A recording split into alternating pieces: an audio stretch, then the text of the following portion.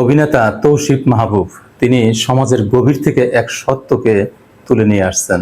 তিনি বলছেন, দেশের মধ্যে যে অস্থিরতা চলছে, মানুষ কেমন জানি নেগেটিভ মানসিকতার হয়ে গেছে। কথা সত্য। এখন আর কথা বলতে পারবেন না, যাই বলবেন তার বিপরীতে কথা বলবে। আপনার সাথে যে যুক্তিতে কথা বলবে তা নাই, যুক্তি নাই, যা বলছেন তার উল্টাটা মানুষকে বলবে। আর যদি সহ্য না হয় বেশি, তাহলে কিন্তু হাত চালাবে।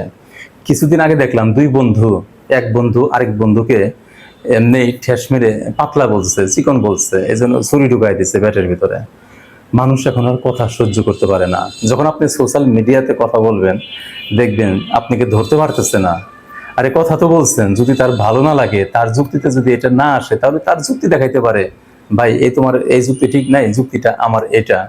তা বলবে না, জুতা দেখাবে, গালাগালি করবে, নেগেটিভ কথাবার্তা বলবে। এটা আমাদের অস্থিরতার একটা লক্ষণ। আমরা অস্থির হয়ে যাচ্ছি।